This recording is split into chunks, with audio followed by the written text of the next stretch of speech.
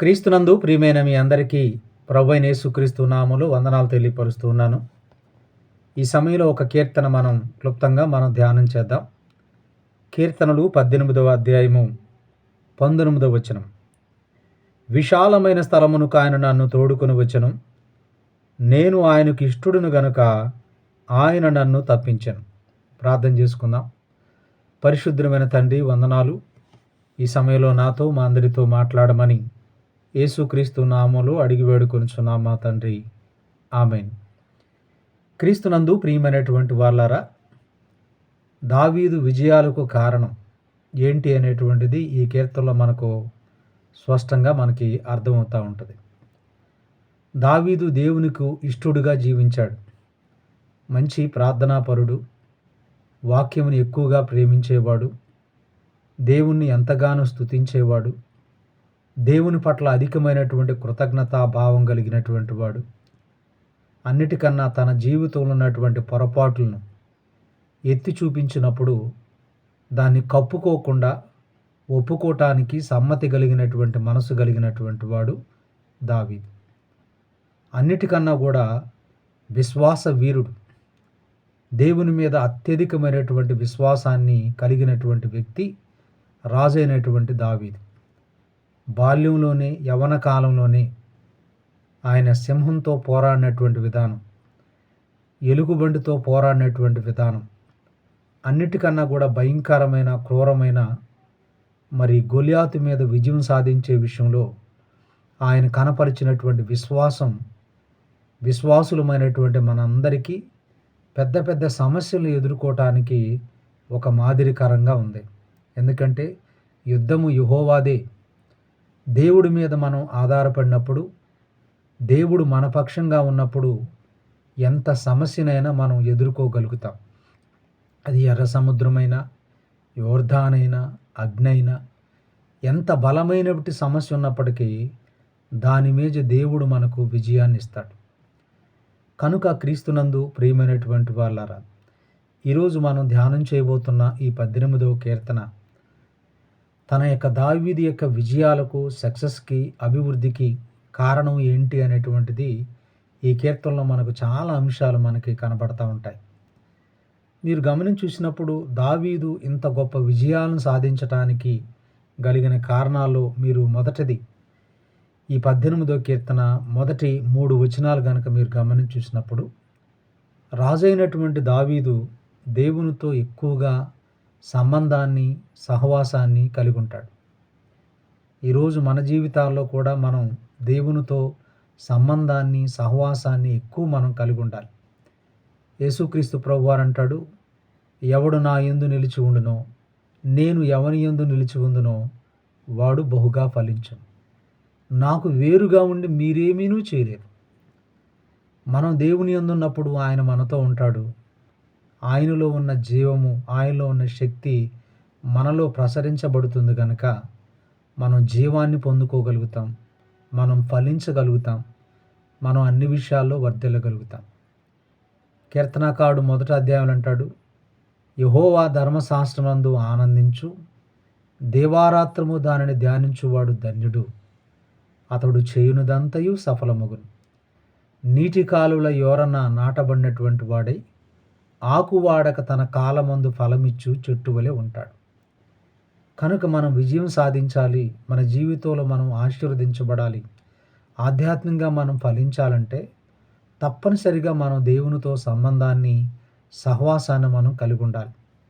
వ్యక్తిగతంగా మనం బైబిల్ ధ్యానం చేయటం, వ్యక్తిగతంగా మనం ప్రార్థనలో గడపటం, దేవునితో మనం సహవాసం కలిగి ఉండటాన్ని బట్టి మనం చాలా ఆత్మీయంగా బలపడటానికి, ఎదగటానికి, శక్తి పొందటానికి అది ఎంతో దోహదపడతాయి. అయితే మీరు ఇక్కడ చూసినప్పుడు ఈ 3 వచనాల్లో దావీదు మీరు చూసినప్పుడు, యెహోవా నా బలమా, నేను నిన్ను ప్రేమించున్నాను. యెహోవా నా శైలము, నా కోట, నన్ను రక్షించువాడు, నా కేడెము, నా రక్షణ శృంగము, నా ఉన్నత దుర్గము, నా దేవుడు. అంటే దేవుణ్ణి ఎంతగా ప్రేమిస్తున్నాడు. యెహోవా నా బలమా, నేను నిన్ను ప్రేమిస్తున్నాను. ప్రభువా, నీవే నాకు బలాన్ని ఇచ్చేవాడు, నేను నిన్ను ప్రేమించు ఉన్నాను. మీరు 91వ కీర్తనలు అంటాడు, అతడు నన్ను ప్రేమించున్నాడు గనక నేను అతన్ని తప్పించదను, అతన్ని విడిపిస్తాను, అతన్ని గొప్ప చేస్తాను, అతనికి దీర్ఘాయువునిస్తాను, అతని నామమునకు ఘనతను కలుగు చేస్తానంటాడు. దేవుణ్ణి ప్రేమించటం. కీర్తనాకారుడు దావీదుతో ఉన్నటువంటి సంబంధాన్ని చూసినప్పుడు, నేను ఆశ్రయించున్న నా దుర్గము, కీర్తనీయుడైన యెహోవాకు నేను మొరపెట్టగా ఆయన నా శత్రువుల చేతిలో నుండి నన్ను రక్షించును. కాబట్టి దేవుణ్ణి ప్రేమించటం, దేవుణ్ణి ఆశ్రయించటం, దేవునికి మొరపెట్టటం, ఈ మొదటి 3 వచనాల్లో ఉన్నటువంటి అంశాలు ఏంటంటే దేవుణ్ణి ఎక్కువగా ప్రేమించటం, దేవుణ్ణి మనం ప్రతి విషయంలో ఆశ్రయించటం, దేవునికి ప్రార్థనాపూర్వకమైనటువంటి విజ్ఞాపనలు మనం తెలియచేయటం. ఈరోజు దావీదు యొక్క విజయాలకు కారణంలో ఈ భాగంలో మనకి 3 వచనాల్లో మనకు కనపడతా ఉన్నాయి. కనుక దేవుణ్ణి మనం ప్రేమించటం, దేవుణ్ణి మనం ఆశ్రయించటం, దేవుడు మనకు ఆశ్రయము, దుర్గము, ఆపత్కాలమందు నమ్ముకొనదగినటువంటి సహాయకుడు. 46వ కీర్తనలో మనం చూస్తాం. అంతేకాదు 91వ కీర్తనలో మహోన్నతుని చాటున నివసించువాడే సర్వశక్తిని యొక్క నీడను విశ్రమించేటువంటి వాడు. కాబట్టి దేవుణ్ణి ఆశ్రయించినప్పుడు సాతాను నుండి, శత్రువుల నుండి, రోగాల నుండి, వ్యాధుల నుండి, సమస్యల నుండి అద్భుతంగా తప్పించబడతాము అనేటువంటిది ఆ 91వ కీర్తనలో మనం చూస్తాం. కనుక ఈ 3 వచనాలు మనం గమనం చూసినప్పుడు దేవుణ్ణి ప్రేమించటం, దేవుణ్ణి ఆశ్రయించటం, దేవునికి మొరపెట్టటం, ఇది దేవునితో ఉన్నటువంటి సంబంధాన్ని, రాజు అయినటువంటి దావీదుకు ఉన్నటువంటి సంబంధాన్ని ఇక్కడ కనబరచబడతాం. తర్వాత మీరు 4 నుండి 19 వచనాలు కనుక మీరు గమనం చూసినప్పుడు తాను విడిపించబడినటువంటి రీతి ఎలాంటిదో ఇక్కడ ఆయన తాను జ్ఞాపకం చేసుకుంటా ఉన్నాడు. దేవుడు నన్ను ఎలా విడిపించాడు అనేటువంటిది ఇక్కడ జ్ఞాపకం చేసుకుంటా ఉన్నాడు. ఏంటంటే మరణపాశములు నన్ను చుట్టుకొనగను, భక్తిహీనులు వరద పొర్లు వలె నా మీదకు బెదిరింపగను, పాతాళ పాశములు నన్ను అరికట్టగను, మరణపు ఉరులు నన్ను ఆవరింపగను. నా శ్రమలో నేను యెహోవాకు మొరపెట్టి తిని, నా దేవునికి ప్రార్థన చేసి తిని. కాబట్టి మరణపు ఉరులు, భక్తిహీనులు, పాతాళ మరణ పాశములు ఇవన్నీ నన్ను చుట్టుకున్నప్పుడు నేను దేవునికి ఏం చేశానంటే ప్రార్థన చేశాను. సంతోషం కలిగితే దేవుని స్తుతించాలి, శ్రమలో ఏం చేయాలంటే ప్రార్థన చేయాలి. ప్రార్థన అంత గొప్ప శక్తివంతమైనది. నువ్వు ప్రార్థించినప్పుడు దేవుడు గొప్ప కార్యాలు నీ పక్షంగా జరిగించగలిగిన దేవుడు. ప్రార్థన చేస్తున్నామంటే దేవుని యందు మనకు విశ్వాసాన్ని కలిగి ఉండటాన్ని వ్యక్తపరుస్తుంది. ప్రార్థన చేస్తా ఉన్నామంటే మనం దేవుని మీద ఆధారపడతా ఉన్నాం, దేవుణ్ణి ఆశ్రయిస్తున్నాం కనుక దేవుడు తప్పనిసరిగా మనకు సహాయం చేయగలిగిన దేవుడు. ఆయనకు దేవుడు ఏ విధంగా సహాయం చేశారంటే ఆయన తన ఆలయములో ఆలకించి నా ప్రార్థన అంగీకరించను, నా మొర ఆయన సన్నిధిని చేరి ఆయన చెవులకు జొచ్చెను. అప్పుడు భూమి కంపించి అదిరను, పర్వతములు పునాదులు వణికెను. ఆయన కోపింపగా అవి కంపించెను. ఆయన నాసికారంధ్రములో నుండి పొగ పుట్టెను. ఆయన నోట నుండి అగ్ని వచ్చి దహించెను. నిప్పు కణములు రాజపెట్టెను, మేఘములను వంచి వచ్చెను. ఆయన పాదముల కింద గాఢాంధకారము కమ్మి ఉండెను. అంటే రాజైన దావీదును దేవుడు విడిపించడానికి ఎలా వచ్చాడు అంటే అక్కడ మీరు చూడండి, భూకంపం వచ్చింది, మేఘములను ఆయన వంచి వచ్చాడు, గాలి రెక్కల మీద కెరూబుల మీద ఎగిరి వచ్చెను, గాలి రెక్కల మీద ప్రత్యక్షమాయను. అంటే దేవుడు తన బిడ్డలకు సహాయం చేయటానికి ఎంత సమీపంగా ఉంటాడు, ఎంత దగ్గరగా ఉంటాడు అనేటువంటిది ఈ భాగంలో అక్కడ మనకు కనబడతాం.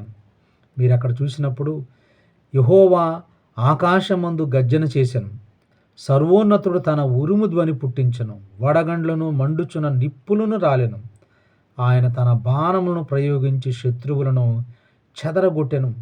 ఈ మాటలన్నీ చూసినప్పుడు దేవుడు తనకు ఏ విధంగా సహాయం చేశాడనేటువంటిది చాలా గొప్పగా చెబుతున్నాడు. 16వ వచనంలో ఉన్నత స్థలముల నుండి చెయ్యి చాపి నన్ను పట్టుకొని మహా జలరాశుల నుండి తీసెను, బలవంతులకు పగవారు నన్ను ద్వేషించువారు నాకంటే బలిష్ఠులై ఉండగా వారి వశము నుండి ఆయన నన్ను రక్షించను. కాబట్టి నా విరోధులైనటువంటి వాళ్ళు బలవంతులు, నాకంటే బలిష్ఠులైనటువంటి వాళ్ళు, వాళ్ళ వశము నుండి దేవుడు నన్ను తప్పించెను. దేవుడు నన్ను ఆదుకొనును. ఆపత్కాలమందు విశాలమైనటువంటి స్థలమునకు ఆయన నన్ను తోడుకొని వచ్చెను. నేను ఆయనకి ఇష్టుడును గనక ఆయన నన్ను తప్పించెను. కనుక క్రీస్తునందు ప్రియమైనటువంటి వాళ్ళారా, దేవుడు నాకు ఏ విధంగా విజయాన్ని ఇచ్చాడు అనేటువంటిది ఈ 4వ వచనం నుండి ఈ 19వ వచనం వరకు మనకి స్పష్టంగా అర్థమవుతుంది. అంతే విధంగా గనక మీరు చూసినట్లయితే ఈ 20వ వచనం నుండి 30వ వచనం వరకు గనక మీరు గమనం చూస్తే, దేవుడు తనను విడిపించటానికి కలిగినటువంటి కారణం, దేవుడు నన్ను ఎందుకు విడిపించాడు, ఆ విడిపించటానికి కలిగినటువంటి కారణాన్ని గురించి ఈ 10 వచనాల్లో చెప్తున్నాడు. ఏంటంటే, నా నీతిని బట్టి యెహోవా నాకు ప్రతిఫలం ఇచ్చెను, నా నిర్దోషత్వమును బట్టి నాకు ప్రతిఫలం ఇచ్చెను. యెహోవా మార్గములు నేను అనుసరించున్నాను. భక్తిహీనుడనై నేను నా దేవుని విడిచిన వాడను కాను. ఆయన న్యాయ విధులన్నిటినీ నేను లక్ష్యపెట్టుచున్నాను. నేను దేవుని దగ్గర ఎలా ఉన్నాను? నిర్దోషిగా ఉన్నాను. దేవుని దగ్గర నేను భక్తిహీనుడిగా మాత్రం లేను. ఆయన కట్టడలను నేను త్రోసివేసినటువంటి వాడను కాను. అంతేకాదు, యెహోవా నేను నిర్దోషిగా ఉండుట చూచి తన దృష్టికి కనబడిన నా చేతుల నిర్దోషత్వమును బట్టి నాకు ప్రతిఫలం ఇచ్చెను. దేవుని దగ్గర ఎలా ఉన్నా అంటే అనుకోగలిగిన వ్యక్తిగా ఉన్నాడు, నిర్దోషిగా ఉన్నాడు, భక్తిహీనత లేనటువంటి వ్యక్తిగా ఉన్నాడు. అందుకని ఇక్కడ అంటాడు, యథార్థవంతుల ఎడల యథార్థంగా ఉండేవాడు దేవుడు, దయగలవారి ఎడల దయగా ఉండేవాడు, సద్భావం గలవారి ఎడల సద్భావంగా ఉండేవాడు, మూర్ఖుల ఎడల వికటముగా ఉండేటువంటి వాడు దేవుడు. అందుకనే నా దీపం వెలిగించువాడవు నీవే, నా చీకటిని వెలుగుగా చేయువాడవు నీవే. నీ సహాయం వలన నేను సైన్యమును జయింతును. నా దేవుని సహాయం వలన ప్రాకారములను దాటుదును. దేవుడు యథార్థవంతుడు, యెహోవా వాక్కు నిర్మలము. కనుక క్రీస్తునందు ప్రియమైన వాళ్ళారు, దావీదు దేవుని దృష్టిలో నిర్దోషిగా ఉన్నాడు, నీతిపరుడుగా ఉన్నాడు, అనుకోగలిగినటువంటి వాడుకున్నాడు, భక్తి కలిగినటువంటి వాడుకున్నాడు. అందుకని భక్తిని బట్టి దేవుని దగ్గర ఆధారం కలుగుతుంది. భక్తిహీనునికి ఆధారం ఏది? భక్తిహీనునికి ఆధారం ఏముంటుందండి? ఏమీ ఉండదు కదా. సౌలు భక్తిహీనుడైపోయాడు, ఆయనకి ఏ ఆధారం ఉంది? అనేకమైనటువంటి ప్రయత్నాలు చేశాడు, చివరికి ఏమి కాక దయ్యాల దగ్గరికి వెళ్ళి విచారణ చేయటానికి వెళ్ళాడు. భక్తిపరుడికి, ప్రార్థనాపరుడికి దేవుడు ఎప్పుడు సమీపంగా ఉంటాడు, ఆదరించేవాడుకుంటాడు, ప్రోత్సాహపరిచేటువంటి వాడుకుంటాడు, ధైర్యాన్ని ఇచ్చేటువంటి వాడుగా మన దేవుడు ఉంటాడు. కాబట్టి దావీదు, దేవుడు నాకు విజయాన్ని ఇవ్వటానికి నేను ఆయన సన్నిధిలో గడిపినటువంటి భక్తి జీవితం, విధేయతతో కూడినటువంటి జీవితం, యథార్థతో కూడినటువంటి జీవితం బట్టి దేవుడు నాకేమి ఇచ్చాడంటే విజయాలను ఇచ్చాడు అని చెప్పేసేసి తన విజయాలను ఏ విధంగా దేవుడు సహాయం చేశాడు, తన విజయానికి ఏంటి ఆధారం అనేటువంటిది అక్కడ చెప్తున్నాడు. మీరు తర్వాత 31 నుండి 48 వచనాలు కనుక చూస్తే ఆయన విజయాల గురించి వర్ణిస్తూ ఎంత గొప్పగా చెబుతా ఉన్నాడు. మీరు చూడండి, ఆయన విజయాల గురించి ఎంత గొప్పగా వర్ణిస్తూ ఉన్నాడంటే, దేవుడు నాకు ఎలా విజయాన్ని ఇచ్చాడు. మీరు 32వ వచనం కనుక చూస్తే, నాకు బలము ధరింపచేయువాడు ఆయనే, నన్ను యథార్థమైన మార్గము నడిపించువాడు ఆయనే. ఈరోజు ఈ విజయాన్ని సాధించానంటే, ఇంత గొప్ప సమాధానాన్ని, నెమ్మదిని నేను పొందగలిగి ఉన్నానంటే, దేవుడు నాకు బలాన్ని ధరింపచేసినటువంటి వాడు, నన్ను యథార్థమైనటువంటి మార్గంలో నడిపించిన వాడు, నా కాళ్లను జింక కాళ్ళ వలె చేసినటువంటి వాడు, ఎత్తైనటువంటి స్థలాల మీద నన్ను నిలిపినటువంటి వాడు, నా చేతులకు యుద్ధము నేర్పినటువంటి వాడు ఆయనే. కాబట్టి నన్ను నడిపించిన వాడు ఆయనే, నాకు యుద్ధం నేర్పినటువంటి వాడు ఆయనే. మీరు 35వ వచనం కనుక మీరు చూస్తే, నీ రక్షణ కేడెమును నీవు నాకు అందించున్నావు, నీ కుడి చేయి నన్ను ఆదుకొనెను, నీ సాత్వికము నన్ను గొప్ప చేసెను. కాబట్టి దేవుని కుడి చేయి నన్ను ఎప్పుడూ ఆదుకుంటా ఉంది. అందువలన నా పాదములు నాకు విశాలపరిచితివి. నా చేల మండలము బెనకలేదు. 121 కీర్తనలో ఇశ్రాయేలును కాపాడువాడు కునుకుడు నిద్రపోడు. అంటే ఎంత భరోసా దేవుడిస్తా ఉన్నాడు. అందుకని నా శత్రువులను నేను తరిమి పట్టుకొందును. 38వ వచనం గనుక మీరు చూస్తే, యుద్ధమునకు నీవు నన్ను బలము ధరింపచేసితివి, నా మీదకి లేచిన వారిని నా క్రింద అణిచితివి. కాబట్టి నా శత్రువుల మీద నువ్వు నాకు అణిచితివి, వాళ్ళు అణిచేటట్టుగా నాకు చేసే, వాళ్ళు అణిగిపోయేటట్టుగా చేసితివి. వారు మొరపెట్టిరు గాని రక్షించువాడు లేకపోయాను. యెహోవాకు వారు మొరపెట్టుదురు గాని ఆయన వారికి ఉత్తరమీయకుండెను. ఎందుకంటే భక్తిహీనతలు ఉన్నారు కాబట్టి. కనుక అప్పుడు గాలికి ఎగురు ధూళి వలె నేను వారిని పొడిగా కొట్టి తిని. భక్తిహీనతలో ఉన్నటువంటి వాళ్ళు పొట్టులాగుంటారు, శక్తిహీనులైపోతారు, వాళ్ళు బలహీనులైపోతారు కనుక ఊరకనే కొట్టుకొని పోతారు. కనుక క్రీస్తునందు ప్రియమైనటువంటి వాళ్ళరా, దావీదు దేవుడు చెబుతున్నదంటే, నాకు బలము ధరింపజేసినటువంటి వాడు ఆయనే, నన్ను యథార్థమైన మార్గంలో నడిపించిన వాడు ఆయనే, నా కాళ్ళను లేడి కాళ్ళ వలె చేసినటువంటి వాడు ఆయనే, నా శత్రువులను పొట్టులాగా చేసినటువంటి వాడు ఆయనే, నా శత్రువుల మీద విజయం సాధించడానికి సహాయం చేసినటువంటి వాడు ఆయనే అని చెప్తూ 44వ వచనంలో ఆయన శత్రువులు, దావీదు శత్రువులు మీరు చూడండి, నా మాట చెవిని పడగానే వారు నాకు విధేయులగుదురు, అన్యులు నాకు లోబడినట్లు నటించుదురు, అన్యులు నిస్రాన గలవారే వణుకుతూ తమ దుర్గములను విడిచి వచ్చెదరు. యెహోవా జీవము గలవాడు, నా ఆశ్రయదుర్గమైన స్తోత్రార్హుడు, నా రక్షణకర్త అయిన దేవుడు బహుగా స్తుతి నొందునుగాక. అంటే మీరు ఇక్కడ చూసినప్పుడు యెహోవా జీవము కలిగినటువంటి వాడు, నాకు ఆశ్రయమైనటువంటి దేవుడు, స్తోత్రార్హుడైన దేవుడు, నా రక్షణకర్త అయినటువంటి దేవుడు బహుగా స్తుతి నొందునుగాక.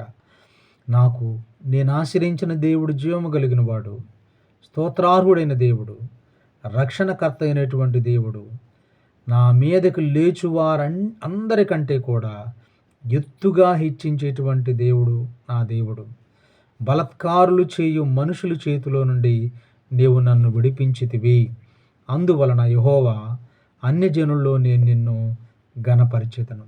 కనుక క్రీస్తునందు ప్రియమైనటువంటి వాళ్ళారా, దావీదుకు దేవుడు ఏ విధంగా విజయాన్ని ఇచ్చాడు, ఆయన ఏ విధంగా విజయాన్ని సాధించాడు అనేటువంటిది ఈ మనకి 31వ వచనం నుండి 48వ వచనం వరకు మనకు కనబడతాం.